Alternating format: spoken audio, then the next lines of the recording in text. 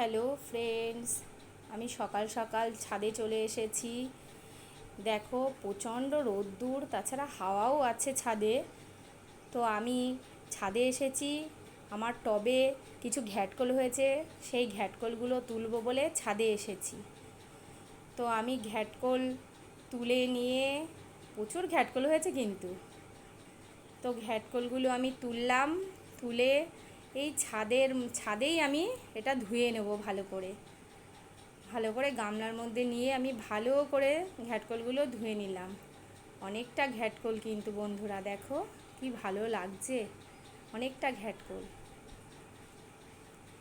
আর নিজের হাতে লাগানো ঘ্যাটকল খুব সুন্দর লাগছে, পুরো টাটকা ঘ্যাটকল একদম। এবার ঘ্যাটকলগুলোকে আমি কেটে নেব। নিয়ে কড়াইতে দিয়ে দিয়েছি, সঙ্গে রসুন কাঁচা লঙ্কা দিয়ে একটু নাড়িয়ে নিলাম।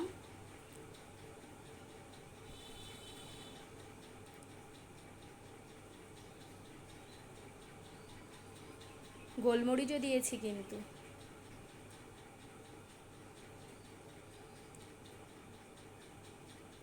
আমার ঘ্যাটকল বাটা হয়ে গেছে। এবার ঘ্যাটকলটাকে ভালো করে কড়াইতে আমি নাড়িয়ে নিচ্ছি। ফাইনালি আমার ঘ্যাটকল বাটা রেডি।